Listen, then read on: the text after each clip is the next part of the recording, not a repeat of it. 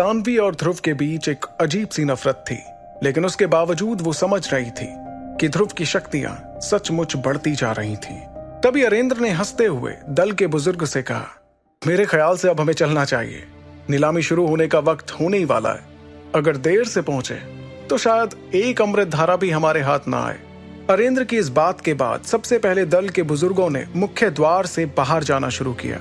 उनके जाने के बाद अरेंद्र ने पीछे मुड़कर ध्रुव से कहा, तुमने एक बार फिर मेरा सर फक्र से ऊंचा कर दिया है ध्रुव। सनी के दादा तो मेरा दिमाग ही खा गए थे कि कैसे उनका पोता बहुत ताकतवर है और हमें उसके लिए भी अमृत धारा की बोतल खरीदनी चाहिए। लेकिन सब ये सच जानते हैं कि सिर्फ अमृत धारा से कुछ नहीं होता। खैर, देखते हैं क्या होता है। तुम सिर्फ अपनी ट्रेनिंग पर ध्यान देना, इन सब बातों में नहीं। ये सुनकर ध्रुव के चेहरे पर एक मुस्कुराहट आ गई और उसने अपने बाबा के पीछे मुख्य द्वार से बाहर जाते हुए खुद से कहा, मैं तो किसी को बताना भी नहीं चाहता था, लेकिन इस चूजे को कौन समझाए। लेकिन उससे थोड़ी दूरी पर सनी था, जिसने ध्रुव की ये बात सुन ली थी। उसके चेहरे पर गुस्से के साथ एक उदासी थी कि ध्रुव शक्तियों के मामले में अचानक उससे बहुत आगे हो गया था। इसके बाद पूरा दल दरबार नीलामी घर के लिए रवाना हुआ। दूसरी ओर दरबार नीलामी घर के लिए ये नीलामी पिछले 6 महीनों की सबसे बड़ी नीलामी थी। हॉल में बहुत लोग खड़े होकर एक दूसरे से बात कर रहे थे। ध्रुव जैसे ही वहां पहुंचा तो उस शोर से उसका सिर दुखने लगा। ये कुछ ऐसा था जैसे कोई मक्खी लगातार उसके पास आकर भिन भिना रही थी, लेकिन वो उस मक्खी को भगा नहीं पा रहा था। नीलामी घर लोगों से भरा हुआ था। वहां लोगों के पैर रखने की भी जगह नहीं बची थी। और ये देखकर ध्रुव ने चौंकते हुए अपना सिर हिलाया। वो खड़े होकर नीलामी घर के पहरेदारों का इंतजार कर रहा था, जो शौर्य दल के खास लोगों को खास दरवाजे से हॉल के अंदर ले जाने वाले थे। फिर नीलामी हॉल में पहुंचने के बाद ध्रुव ने देखा कि वहां पर भी लोगों की भीड़ लगी थी, लेकिन बाहर के मुकाबले यहाँ काफी जगह बची थी। वहीं ध्रुव के आगे चल रहे अरेंद्र ने पूरे हॉल में एक नजर घुमाई और फिर ध्रुव और शौर्य दल के बाकी लोगों के साथ अपनी अपनी कुर्सियों की ओर चलना शुरू किया। सबके बैठने के बाद ध्रुव के लिए किनारे की कुर्सी ही बची थी, जहां बैठकर वो पूरे हॉल का मुआयना कर रहा था। मुआयना करने के बाद बोर होकर ध्रुव ने अपनी आंखें बंद कर ली। तभी उसे किसी की आवाज सुनाई दी, बहन, सिर्फ 6 महीनों में एकेडमी का एडमिशन खुलने वाला है ना? एकेडमी का नाम सुनते ही ध्रुव की आंखें अपने आप खुल गईं। वो समझ गया था कि ये आवाज सनी की थी, जो अपनी बहन सानवी से एकेडमी के बारे में पूछ रहा था। रक्ष एकेडमी एक फेमस ट्रेनिंग एकेडमी थी, जहां टीचर बनने के लिए कम से कम महादक्ष रैंक की जरूरत पड़ती थी। इस एकेडमी के सामने अंबर दल की ताकत भी फीकी पड़ जाती थी। यहाँ की ट्रेनिंग कुछ ज्यादा ही कठिन होती है, लेकिन यहाँ से ट्रेनिंग लेने के बाद लोगों का इस एकेडमी से इतना लगाव हो जाता था कि वो यहाँ से ग्रेजुएट होने के बाद भी यहाँ आकर अपने जूनियर्स को ट्रेन किया करते थे। सच तो ये था कि हर एकेडमी काबिल योद्धाओं का जमावड़ा थी, जिससे सभी डरा करते थे। कुल मिलाकर देखा जाए तो इस एकेडमी से निकले हुए 1000 से भी ज्यादा काबिल योद्धा लड़ने को तैयार थे, जो या तो एकेडमी में अभी भी ट्रेनिंग ले रहे थे या फिर वहां से ग्रेजुएट हो चुके थे। और क्योंकि ये एकेडमी इतनी ताकतवर थी, इसलिए यहाँ एडमिशन मिलना भी कोई आम बात नहीं थी। लेकिन इस एकेडमी की खास बात ये थी कि यहाँ के टीचर्स स्टूडेंट्स को हाई लेवल तकनीकें सिखाया करते थे, जिनसे वो बहुत ताकतवर हो जाते थे। यहाँ से ट्रेनिंग लेने पर किसी का भी एकलव्य रैंक हासिल करने का सपना सच हो जाता था। इसलिए हर साल ओहान साम्राज्य के हर कोने से लोग साम दाम दंड भेद सब आजमा कर यहाँ एडमिशन लेने की कोशिश करते हैं। इसलिए रक्ष एकेडमी, जिसे लोग प्यार से सिर्फ एकेडमी कहते थे, ट्रेनिंग के लिए सबसे अच्छी जगह थी। लेकिन यहाँ सिलेक्शन होना बहुत मुश्किल था। यहाँ सिलेक्ट होने के लिए 18 साल की उम्र से पहले 9 सितारे हासिल करने होते थे, जो कि ज्यादातर लोगों के बस की बात नहीं थी। और इसीलिए सिर्फ कुछ ही ताकतवर खास लोग एकेडमी में एडमिशन ले पाते थे। सनी की बात सुनकर सानवी ने हामी भरते हुए अपना सिर हिलाया। फिर ध्रुव की तरफ एक नजर देखते हुए उसने सनी से कहा, फिक्र मत करो, तुम्हारा सिलेक्शन होने में कोई दिक्कत नहीं होगी। मैसेडोरिया का एडमिशन संभालने वाली मेरी टीचर है, जो कि एक 5 सितारों वाली महादक्ष है। मैं तुम्हारे बारे में उन्हें बता दूंगी, जिससे तुम्हें एडमिशन में आसानी होगी। ये सुनकर सनी ने तुरंत खुश होते हुए कहा, यह तो बहुत अच्छी खबर है, शुक्रिया बहना। वहीं सानवी के मुंह से एकेडमी के बारे में सुनकर ध्रुव मुस्कुरा रहा था। कुछ वक्त पहले ध्रुव भी एकेडमी में एडमिशन लेकर ट्रेनिंग लेना चाहता था, लेकिन अब उसके पास विदुर था, जो उसे सारी शक्तियों और तकनीकों के बारे में सिखा रहा था। तभी ध्रुव को मुस्कुराते देख इरा ने उससे सवाल किया, ध्रुव, क्या तुम अकेडमी में एडमिशन नहीं लेना चाहते? एडमिशन के लिए सिर्फ 6 महीने बाकी रह गए हैं। इरा का सवाल पीछे बैठी सानवी ने सुन लिया था और ये सुनने के बाद वो ध्रुव और इरा को घूर रही थी। उसने मन में ठान लिया था कि अगर ध्रुव अकेडमी में एडमिशन लेने की कोशिश भी करता है तो वो अपने टीचर से कहकर उसे अंदर आने के लिए तड़पा देगी। लेकिन उसकी उम्मीदों को चकनाचूर करते हुए ध्रुव ने आलस भरे अंदाज से कहा, मुझे अकेडमी में कोई दिलचस्पी नहीं है। वहां जाकर पता नहीं क्यों लोग ट्रेनिंग छोड़कर बेवकूफ और घमंडी हो जाते हैं। अगर मुझे सच में ट्रेनिंग करनी है तो मेरे लिए पहाड़ और जंगल ही बेहतर है। यह सुनकर सानवी खुद को रोक नहीं पाई। उसने गुस्से के साथ ध्रुव से कहा, अच्छा, तुम्हें क्या लगता है अकेडमी तुम्हारे पास एडमिशन लेने के लिए भीख मांगेगी? मैं जानती हूँ तुम्हारे पास थोड़ी बहुत शक्तियां हैं। इसका मतलब ये थोड़ी है कि तुम अकेडमी को बदनाम करो। और हाँ, शक्तियों की बात करें तो तुमसे बेहतर अकेडमी में बहुत लोग हैं। वैसे अगर सोचा जाए तो तुम एडमिशन नहीं लेकर ठीक कर रहे हो, क्योंकि वहां सबसे मार खाकर ना जाने तुम और कितने बेकार हो जाओ। सानवी को बिल्कुल पसंद नहीं आया था कि जिस अकेडमी को वो दिलो जान से चाहती थी, ध्रुव उसका इस तरह से मजाक उड़ा रहा था। उसकी बात सुनकर ध्रुव के चेहरे पर एक मुस्कुराहट आ गई, लेकिन उसने सानवी को जवाब देना भी सही नहीं समझा। फिलहाल उसका ध्यान अगले 2 सालों में लारा को हराने पर था।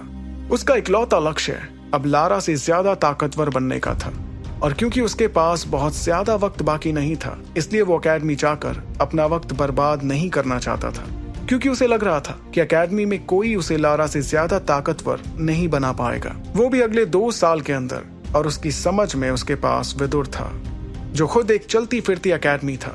इसलिए अपना सर हिलाते हुए ध्रुव चुपचाप आगे की तरफ देखता रहा। तभी उसकी नजर 2 लोगों पर पड़ी जो हॉल के अंदर आ चुके थे और अपनी अपनी जगह पर जा रहे थे। तभी ध्रुव ने देखा कि कोई उसे घूर कर देख रहा था। ये नजरें किसी और की नहीं बल्कि आमिश दल के लीडर अबराल आमिश के बेटे मैकी की थी, जिससे ध्रुव की बाजार में बहस हुई थी। मैकी गुस्से से ध्रुव की तरफ देख ही रहा था कि तभी उसकी नजर ध्रुव के बगल में बैठी इरा पर पड़ी और उसके मन में इरा के लिए गंदे ख्याल आने लगे। उसने इरा को देखते हुए अपनी जीभ से अपने होंठ गीले किए, जिसके बाद वो मुस्कुराने लगा। वहीं ध्रुव को देखकर उसने मन ही मन सोचा, शौर्य दल का कमजोर मेंबर अभी कुछ वक्त पहले तो यूथ सेरेमनी से होकर गुजरा है और मुझसे लड़ने को तैयार है। गलती से भी बाहर दिख गया ना तो। ये सोचकर वो एक बार फिर से मुस्कुराने लगा। ये देखकर ध्रुव को कुछ समझ नहीं आया, लेकिन फिर भी वो मैकी को देखकर मुस्कुराया। तभी इरा ने देखा कि ध्रुव मुस्कुराते हुए अपने हाथ को बार बार मुट्ठी में बदल रहा था और फिर उसे वापस खोल रहा था। इस वक्त ऐसा लग रहा था कि उसके हाथ सांस अंदर बाहर कर रहे थे। लेकिन सच तो यह था कि ध्रुव ने साल भर की ट्रेनिंग से वैक्यूम हैंड और फायर पाम तकनीक में महारत हासिल कर ली थी। अब अगर वो चाहता तो सामने वाले पर दोनों वार एक साथ कर सकता था, जिससे सामने वाला बहुत ज्यादा घायल हो सकता था। उसे देखते हुए इरा ने धीमी आवाज में कहा, ध्रुव, मुझे ऐसा लग रहा है कि मैकी पहले से ज्यादा ताकतवर दिख रहा है। इस पर ध्रुव ने सिर हिलाते हुए इरा को जवाब दिया, पिछली नीलामी में इसके पिता ने क्लास 2 की हाई लेवल तकनीक पर सबसे ज्यादा बोली लगाकर उसे हासिल कर लिया था। इस बात को साल भर के आसपास हो गए और मेरे ख्याल से मैकी ने अपनी पुरानी शक्तियों को बदलकर नई शक्तियां अपना ली हैं, जिसकी वजह से वो पहले से ज्यादा ताकतवर हो गया है। ध्रुव की बात सुनकर इरा ने उससे कहा, और शायद इसलिए उसके चेहरे पर इतना गुरूर दिखाई पड़ रहा है। लेकिन क्या उसे सच में लगता है कि एक क्लास 2 की तकनीक इतनी बड़ी चीज है? ये कहते हुए इरा के चेहरे पर एक मुस्कुराहट थी और उसकी आंखों में एक सुनहरी आग सी दिखाई पड़ी। इरा के बारे में जानते हुए ध्रुव को पता था कि ये ताकत इरा के लिए कोई बड़ी बात नहीं थी, लेकिन बाकी सभी के लिए इसे हासिल करना किसी सफलता से कम नहीं था। फिर ध्रुव ने इरा को देखते हुए कहा, तुम्हारे लिए यह आम बात होगी, तुम तो हवा में से ऐसी तकनीकें निकाल लेती हो, लेकिन बाकी लोगों के लिए ये एक बहुत बड़ी चीज है। ध्रुव की बात सुनकर इरा के चेहरे से मुस्कुराहट गायब हो गई थी। फिर उसने ध्रुव से सवाल किया, अगर ये इतनी ही बड़ी चीज है तो तुमने इसे लेने से मना क्यों कर दिया था? ये सुनकर ध्रुव मुस्कुराने के अलावा और कुछ नहीं कर पाया। उसे इस बात का अफसोस बहुत वक्त तक था, लेकिन अब उसे अपने फैसले पर फक्र हो रहा था कि उसने आसान रास्ता ना चुनकर कठिन रास्ते को चुना। तभी सायरा मंच पर आ गई थी, जिसे देखते हुए ध्रुव ने इरा से कहा, नीलामी शुरू होने वाली है। इरा ने देखा कि ध्रुव ने उसके सवाल को नजरअंदाज कर दिया था, इसलिए निराशा में अपना सिर हिलाते हुए उसने भी मंच की तरफ देखा जहां नीलामी शुरू होने वाली थी। हॉल में मौजूद सभी की नजर रेड ड्रेस पहनी सायरा पर थी, जो इस वक्त मंच पर खड़ी होकर मुस्कुरा रही थी। उसकी ड्रेस थोड़ी टाइट थी, जिससे वहां बैठे बहुत सारे मर्द उसे देखते हुए ख्यालों में खो गए थे। तभी सायरा ने अपनी मुस्कुराहट के साथ जैसे ही वहां मौजूद लोगों से कुछ कहना शुरू किया तो पूरा हॉल जैसे दीवाना सा हो गया। हर कोई चाहता था कि सायरा उसकी ओर ध्यान दे, लेकिन सायरा को तो इस चीज की आदत थी। भीड़ में बैठा ध्रुव भी सायरा को देखकर कुछ सोचने लगा था। उसने सोचा कि दरबार नीलामी घर की चीफ सायरा सचमुच एक जादूगर थी, क्योंकि वो अपनी आवाज और अदाओं का ऐसा जादू चलाती कि हॉल में मौजूद कमजोर आदमी भी ताकतवर महसूस करने लगते और सायरा का ध्यान अपनी ओर करने के लिए बोली बढ़ाने लगते। इस वक्त अगर सायरा एक पत्थर की बोली लगवाना भी शुरू कर दे तो लोग उसे भी बेशकीमती समझकर ऊंचे दामों पर खरीदने की कोशिश करेंगे। इस माहौल को देखकर सायरा काफी खुश हुई। सालों की ट्रेनिंग के बाद वो अच्छी तरह से जानती थी कि लोगों पर उसकी खूबसूरती का क्या असर पड़ता है। उसके लाल होंठ मुस्कुरा रहे थे और उसने हॉल में चारों तरफ अपनी नजरें घुमाई। जब उसकी आंखें अरेंद्र के पीछे बैठे एक लड़के पर पड़ी तो वो चाहकर भी खुद को हैरान होने से नहीं रोक पाई। ध्रुव इस वक्त मंच पर खड़ी सायरा को ही देख रहा था, लेकिन बाकियों की तरह उसके मन में सायरा के लिए हवस की भावना नहीं थी, जिससे सायरा थोड़ा हैरान हो गई थी। आखिर था तो ध्रुव भी एक लड़का ही, तो फिर वो कैसे खुद को काबू में रखे हुए था। उसकी आंखें बता रही थीं कि सायरा का जादू उस पर थोड़ा कम चला था। फिर मुस्कुराते हुए सायरा ने जोर से ताली बजाई और कहा, मैं अच्छी तरह से जानती हूँ आप सभी यहाँ क्यों आए हैं, इसलिए इस बार हम छोटी चीजों पर अपना वक्त जाया नहीं करेंगे, बल्कि सीधे मुद्दे पर आते हैं। क्या कहते हैं आप लोग? सायरा के सवाल का जवाब देते हुए कुछ लोगों ने जोर से कहा, तुम जैसा कहो सायरा, वैसे हमारा मुद्दा तो तुम ही हो जाने मन। ये सुनकर सायरा ने मुस्कुराते हुए लाइट्स डिम करने का इशारा किया और फिर पत्थर पर रखी एक बोतल पर से कपड़ा उठाकर उसने सभी को बोतल दिखाते हुए कहा, आप में से बहुतों को पिछली नीलामी वाली अमृत धारा याद होगी। ये अमृत धारा उसी हकीम ने बनाई है। हमारे नीलामी घर के मुख्य हकीम चरक गुरु ने इस बोतल में भरी अमृत धारा को अच्छे से जांच परख लिया है, इसलिए आप लोगों को परेशान होने की कोई जरूरत नहीं।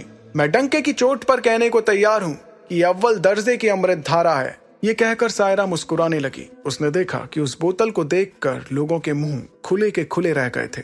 हर कोई उस बोतल में भरी अमृत धारा चाहता था और इसीलिए बहुत लोग उसे पाने की चाह में अपने हाथ रगड़ने लगे थे। ये देखकर सायरा ने अपनी मुस्कुराहट बरकरार रखते हुए आगे कहा, पिछली बार जब ऐसी अमृत धारा की नीलामी हुई थी तो इसे शौर्य दल के लीडर अरेंद्र ने हासिल किया था और इसके खरीदते ही उनका बेटा ध्रुव 1 साल के अंदर अंदर 3 सितारों से 8 सितारों तक पहुंच गया। क्या ये सिर्फ उसकी मेहनत का नतीजा है? हो सकता है, लेकिन इतनी बड़ी छलांग में अमृत धारा का एक बहुत बड़ा हाथ जरूर होगा। ध्रुव का जिक्र होते ही सभी की नजरें ध्रुव पर चली गईं। बहुत से लोग जो इस बारे में नहीं जानते थे वो ये सुनकर चौंक गए थे। इतना कि हॉल में बहुतों के चौंकने की आवाज तक सुनाई पड़ी।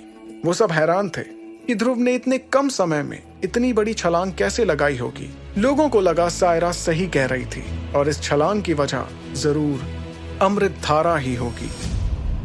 सुपर योद्धा के सारे एपिसोड्स को सुनने के लिए डिस्क्रिप्शन में दी लिंक से डाउनलोड करें पॉकेट FM ऐप।